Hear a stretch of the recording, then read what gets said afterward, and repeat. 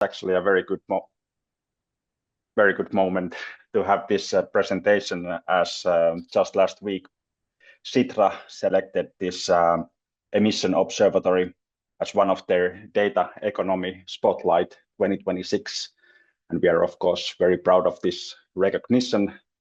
But the goal of this presentation is to talk about our Emission Observatory website, and you can all go there. It's online and operational, and you can click different points on the map and have a little fun with the data. So the main objective of this service is that we have different kind of points, anthropogenic point sources on a map, and we calculate their emissions. And in this service we have different sectors. For example, power station, especially in South Africa, but also elsewhere, megacities across the African continent, as this is a pilot project for Africa.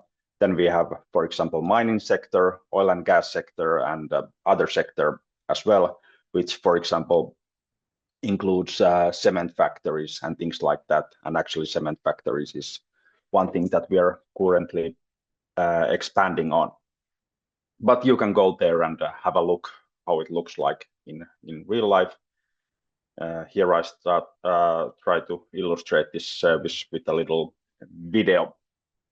So this is a Emission Observatory pilot for Africa, and you can click different kind of points there. For example, here we have Addis Ababa in Ethiopia, and if you click different years, you can see how the emissions have evolved in this city. And of course, always we try to include a little bit of background information of different sites. So this is actually one power station called Kusile that came from one of our users.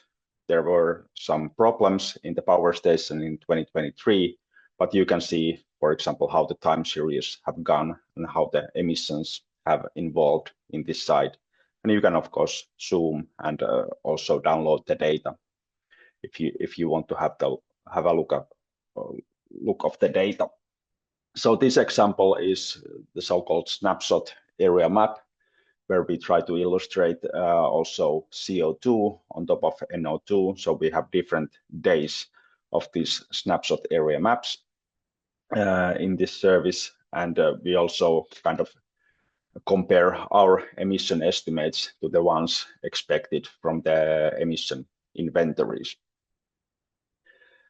The next example is indeed a cement factory in Egypt called Beni Suef.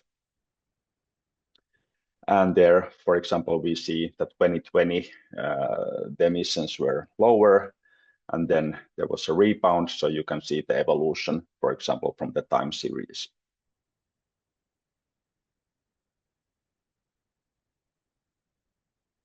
And as a final example in this video, we have a methane emission from a methane leak in 2020. So we analyze fugitive methane emissions. So we had very large, what we call plumes observed during those days. And we also try to include some background information of this episode. And as I said, we have different sectors in this service. So yeah, let's move on. So this Emission Observatory is based exclusively on satellite data, and we use data from different satellite missions. For example, OMI is our sort of legacy mission. It has been operational since 2004, so we get very long time series with that instrument. OMI is newer version of OMI with much better spatial resolution, so we can use different kind of techniques to obtain emissions. And in addition to NOx and SO2, OMI also measures greenhouse gases like carbon monoxide and methane, which are of course very important for us. And for CO2, we rely on NASA's OCO2 and OCO3 missions although we are expecting also the European contribution from CO2M and are kind of prepared to use that data in our service as well. So we have different missions, and also this different satellite measure different set of gases. So for example, NO2 and hence NOx emissions are important, for example, for cities. Then we have methane, especially for oil and gas sector, as well as CO2, which is of course important greenhouse gas from fossil fuel combustion.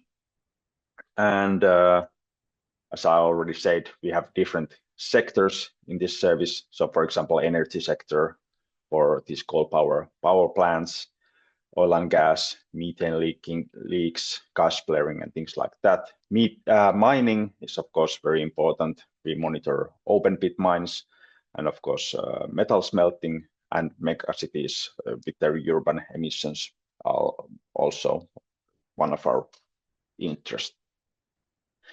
So here's a little infographic that kind of tries to illustrate the scientific approach that we have.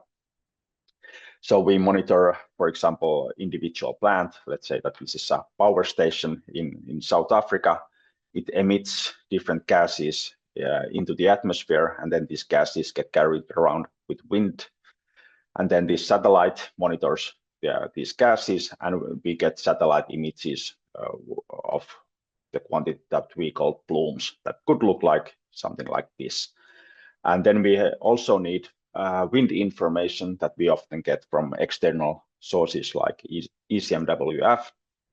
And then the approach is that we use data-driven emission estimation methods. So we essentially combine these satellite images of plumes with wind information, and with fairly simple mathematics, we do the emission estimation. And once we have done the emission estimation, we can do emission analytics, and for example, analyze individual plumes, so instantaneous emissions, or in some approaches like the divergence approach, we collect all the plumes for, let's say, 1 year, and then we directly calculate annual emissions. And then when we have all the emission estimates, we can do, for example, time series analysis. So this is our kind of our approach. And here are some of the highlights that we have in this service. So for example, we have learned that the annual CO2 emissions from Matimpa and Medupi power stations are about 50 megatons per year. We have learned that NOx emissions in Kampala, Uganda have increased about 60% between 2019 and 2024. We have also monitored, for example, that methane leak in Hassi-Messaud oil field, emissions of about 70 tons per hour. And one of our great highlights was that we were able to monitor SO2 emissions from Sunep copper smelter in Namibia. And we see the reduction of SO2 emissions from about 90 kilotons per year to nearly zero due to the clean tech solution. And this solution was actually done by a Finnish clean tech company that back in the day was called Autotech, now with a different name. But anyways, our newer studies have been related to cement industry. And for example, we have analyzed the emissions in that Benisuef cement factory, and